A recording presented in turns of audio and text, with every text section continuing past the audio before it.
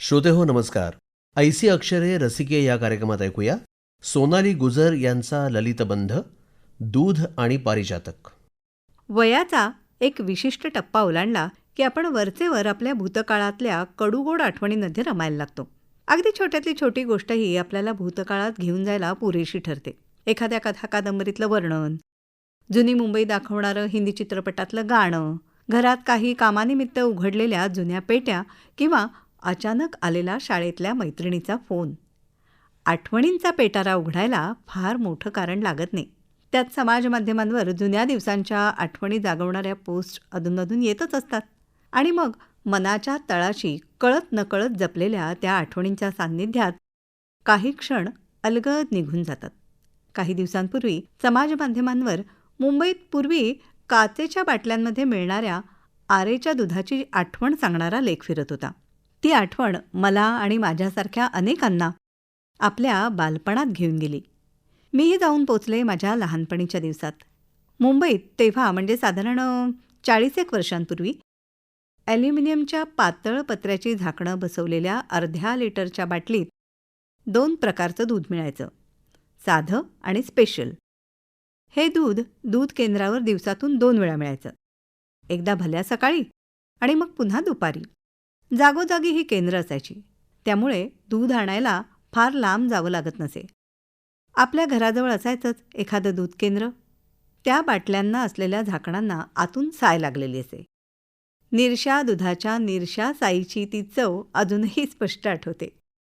एकदा झाकणाला लागलेली साय चाटताना त्या झाकणामुळे जिभेला चीर देखील पडली होती. तेव्हापासून ती साय मी बोटाने काढून खायला लागले.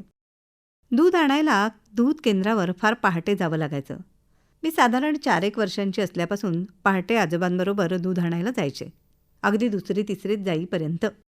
आमच्या शाळेच्या समोरच होतं केंद्र.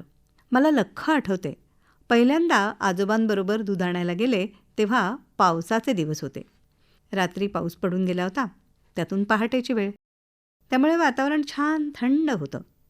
पहाटेच्या वाऱ्याच्या मंद झुळका एक खूप छान चिरपरिचित सुगंध वाहून नेत होत्या.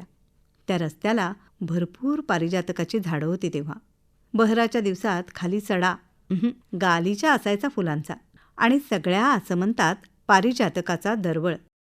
तोच मंद सुगंध मला मोहवत होता. आजोबा दुधासाठी बाटल्या घेऊन रांगेत उभे राहिले आणि मी त्या पारिजातकाच्या डवरलेल्या फांद्या बघत तो सुगंध मोठे मोठे श्वास घेत उरात भरून घेत राहिले. घरी आल्यानंतरही दिवसभर तो गंध माझ्या मनातून जाईना. मग ठरवून मी रोजच आजोबांबरोबर जात राहिले. तो पारिजातकाच्या फुलांचा सडा हे मुख्य आकर्षण होतं. आजोबा रांगेत उभे राहिले की तेवढ्या वेळात मी जमतील तेवढी फुलं माझ्या फ्रॉकच्या ओच्यात गोळा करायचे. खरं तर फार थोडा वेळ ती फुलं ताजी राहायची. पारिजातकाच्या फुलांचं आयुष्य फार कमी.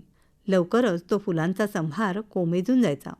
तरी ती सगळी फुलं माझ्या हट्टाखातर आजोबा पूजेत देवांना वाहायचे. दुसऱ्या दिवशी पहाटे पुन्हा त्याच उत्साहानं मी फुलं घेऊन यायचे. अर्थात हे सगळं बहर असेपर्यंतच. बहर ओसरला की सडा पडत नसे, पण 5-10 फुलं नक्की मिळायची. मला तेवढी पुरेशी असत. त्यामुळे मी आजोबांबरोबर दुधाला जात असेपर्यंत आमच्या देवघरातल्या देवांना पारिजातकाची फुलं मिळत राहिली. या दुधाच्या बाटल्यांच्या संदर्भातल्या पोस्टने मनाला त्या दिवसात नेऊन सोडलं. त्या कच्च्या साईची गोड चव आणि पारिजातकाचा पहाटेचा दरवळ, या दोन्ही आठवणी मनाच्या तळातून वर आल्या या निमित्ताने. ऐसी अक्षरे रसिके या कार्यक्रमात सोनाली गुजर यांचा ललितबंध आपण ऐकत होतात, दूध आणि पारिजातक. निर्मिती सहाय्य पूर्वा राणे, वाचक स्वर आणि सादरकर्त्या नेहा खरे. पुन्हा भेटूया उद्याच्या भागात. नमस्कार.